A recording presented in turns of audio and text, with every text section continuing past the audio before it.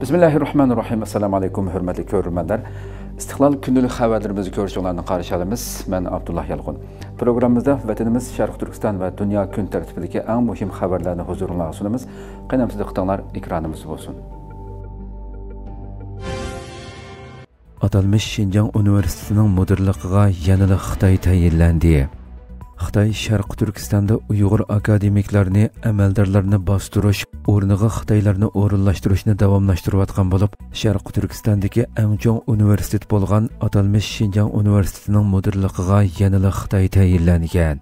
Xitoy Sharq Turkistonda sistemalik irqiy qirg'inchilik yurgizishga boshlagandan tortib, turli bahonalar bilan har qaysi sohalardagi Uyg'ur akademiklarni, yuqori darajalik amaldorlarni ko'zdan yo'qotgan bo'lib, shakilga bo'lsa-mu Uyg'urlarni vazifaga qo'yadigan vaziyatmi asosan yo'qolgan. Xitoy taratqullarining xabar qilishicha, atalmış Şinjan Üniversitesining müdirligiga Ma Shinbin ismli Xitoy tayinlangan bo'lib, u 2024-yili 11-oydan tortib mazkur universitetning muavin mudiri va partiya komitetining muavin sekretari vazifasini o'tagan. Uning oldidagi universitet mudirimi o'xshashli Xitoy bo'lib, bultur 11-oyda vazifasidan qoldirilgan. Sharq Turkistondagi tarixiy uzun va eng chong universitet bo'lgan atalmış Şinjan Üniversitesining mudirlik vazifasini yaqinqi yillargacha Uyg'urlar o'tab kelgan bo'lib, professor Toshpo'lat Tiyib 2017-yili 200-limachilik bahonasi bilan tutqun qilinib, mudirlik vazifasidan elib tashlangan edi va o'lim jazosi berilganligi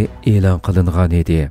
Uning o'rniga mudirlikqa tayinlangan Vali Baratmi uzun o'tmay intizomga xiloflik qilish bahonasi bilan tutqun qilinib kesib etilgan bo'lib, mazkur universitetning oxirgi Uyg'ur mudiri bo'lib qolgan edi.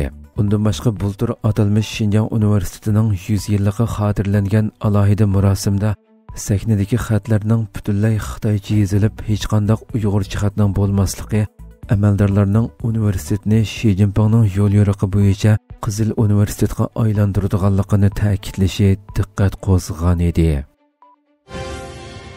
Xitoy Qozog'istonda atalmış taqdir o'rtaq gavdasi temasida yig'in ochdi.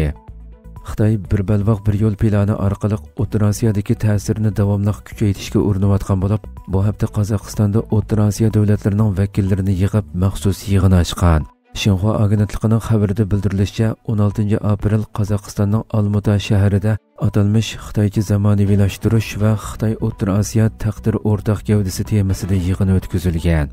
Yig'inga Qozog'iston, Qirg'iziston, Tojikiston, O'zbekiston va Turkmanistonning hukumat aql ambiri, taratqu korxona va Xitoy mablag' solgan organlarining vakillari qatnashgan bo'lib, bir balvoq bir yo'l tashabbusi va Xitoy O'rta Osiyo boshliqlar yig'ini mexanizmining muzokara qilinganligi bildirilgan. Mazkur yig'inga Xinhua agentligining Olmuta sho'basi va Qozog'istonning bir balvoq bir yo'l mutaxassislar klubi sahifxonlik qilgan bo'lib, Xitoy xabarida yig'inga qatnashganlarning Xitoycha zamonaviylashtirish muqim taraqqiyotini maqtaganligi, buning taraqqiy qilayotgan davlatlarning mustaqil holda zamonaviylashishga qarab menishdagi ulgusi ekanligini, O'rta Osiyodagi 5 davlat uchun muhim foydalanish ahamiyatiga ega ekanligini o'tirg'a qo'yganligi da'vo qilingan. Xitoyning Olmutadagi bosh konsuli Jiang Wei so'zida Xitoyning bir balvoq bir yo'l tashabbusini asosliq supa qilib, O'rta Osiyo davlatlari bilan hamkorlashib, Xitoy O'rta Osiyo taqdir o'rtaq gavdasi barpo qilishni xohlaydiganligi haqida jar solgan.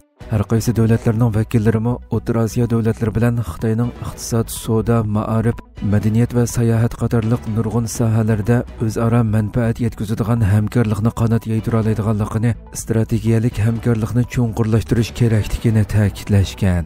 Xitoy O'rta Osiyo davlatlaridagi ta'sirini, yumshoq kuchini davomli so'rayotgan bo'lib, turli vositalar bilan O'rta Osiyoni yutib olish qariniyatini oshkorlab kelmoqda. Mutaxassislar, analizchilar bo'lsa, bu haqda O'rta Osiyo jumhuriyatlarini Xitoyning haqiqiy yuzini tunishga, turli to'zoqlaridan ogoh bo'lishga chaqirmoqda. Amerika tug'uchini Xitoyning sun'iy aql sohasiga qaratmoqda. Trump hukumati Xitoyga g'oyat zo'r miqdorda boj qo'ygandan keyin yana Xitoyning sun'iy aql supisi DeepSeek'ni cheklashni planlagan. New York vaqt gazetining xabar qilishicha, Trump hukumati Xitoy shirkati DeepSeek'ga qarata kontrol tadbirini kuchaytirishni o'ylashayotgan bo'lib, Amerikadagi barliq ishlatuvchilarning uning mulozimatini ishlatishni butunlay cheklashi mumkin ekan. Amerika hukumati bu hafta keskin qaror chiqarib, Nvidia shirkatining Xitoyga sun'iy aql o'zaklarini eksport qilishini cheklagan edi. Nvidia şirketi bo'lsa bu qaror sababli şirketining 5,5 milliard dollar ziyonga uchraydiganligini bildirgan edi. Amerika Avam Palatasining Xitoy ishlari alohida komiteti bir dokladida Nvidiaga xat etib, shirkatning Xitoy va Sharqi Janubiy Osiyodagi setishiga munosabatli javoblarni talab qilganligini, navbatda Xitoy shirkati DeepSeekning 60 ming tal Nvidia o'ziga ega ekanligini, buning ichidagi 20 ming o'zakning amaliyotda Amerika hukumati Xitoyga eksport qilishni cheklagan o'zaklar ekanligini bildirgan. DeepSeek bozorga selinib, qisqa vaqt ichida butun dunyoning diqqatini tortgan bo'lsa-mu, ishlatuvchilarning uchurlarini to'plash va texnikalik sirlarni o'g'irlash mashg'ulotlari andisha qo'zg'ab kelmoqda. Bu sababli Amerikaning Nyu-York shtatidagi hukumat uskunalarida mazkur detalni ishiltish rasmiy cheklangan edi.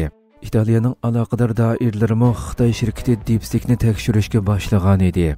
Undan boshqa Koreya hukumatining ba'zi tarmoqlari mazkur sun'iy aql supasini ishlatishni cheklagan bo'lib, Avstraliya va Tayvanmo o'xshash tadbir qo'llangan edi. Chegara halqagan doktorlar tashkiloti Isroiliyani aybladi. Chegara halqagan doktorlar tashkiloti Isroiliyaning hujumlarida falastinliklar o'ldirilayotgan va tibbiy xodimlar cheklik imkoniyatlar ham qiyin shart-sharoitlar ostida bemorlarni davolashga tirishayotgan G'azzani ommaviy qabristonlik deb sifatladi. Tibbiy xodimlar 16 aprel Isroiliya armiyasining G'azza rayonining shimolida kam deganda 13 kishini o'ldirganligini va G'azzaning janubidagi Rafah shahrida uylarni davomli vayron qilganligini bildirgandan keyin xalqaro tibbiy yordam tashkiloti bo'lgan Chegara halqagan doktorlar tashkiloti shu kuni bayonot e'lon qilib, G'azzaning falastinliklar va ularga yordam berishga tirishayotganlar uchun ommaviy qabristonlikqa aylanib ketganligini jakarladi. Falastinlik sahiya xodimlari bir havo hujumida 10 kishining hayotidan ayrilganligini, shimoldagi boshqa bir uyga qilingan hujumda 3 kishining hayotidan ayrilganligini bildirgan bo'lib, Isroiliya armiyasi bu haqda texnicha hech qanday bayonot e'lon qilmagan. Yaqinqi kunlarda butunlay Isroiliyaning kontrolligiga o'tgan G'azzaning janubidagi Rafah shahrining aholisi Isroiliya armiyasining bu shaharda texnik ko'p uyni vayron qilganligini xabar qilgan. Isroiliya doiralari bo'lsa, buning G'azzadagi bexatar rayonlarni kengaytirish va Hamasga bo'lgan besimni kuchaytirib, qolgan tutqunlarning qo'yib berilishini qo'lga keltirishni nishon qilganligini ilgari surgan. Falastin sahiya organlarining qarashicha, Isroiliyaning irqiy qirg'inchilik urushida kam deganda 51 ming falastinlik o'ldirilgan. Isroiliya G'azzada davomlashtirayotgan qatliami sababidan xalqaro adliya sud mahkamasida irqiy qirg'inchilik da'vosiga duch kelmoqda. Navbatda Hamasning qo'lida 59 isroiliyalik asir bo'lib, Isroiliya bulardan 24 ning hayot ekanligiga ishongan. Bulardan sirt G'azzadagi sahiya ministrligi bayonot e'lon qilib, Isroiliyaning bu yil mart oyining boshlaridan buyon yiqilg'u tibbiy materiallar va yemak-ichmak buyumlarining G'azzaga kirishini to'xtatganligini, shundaqla tibbiy materiallari tugab ketish oldida turayotgan bo'lishiga qaramay, yanada mulozimat qilayotgan oz sondagi doktorxonalarning faoliyatlarining to'sqinlikqa uchrayotganligini bildirgan.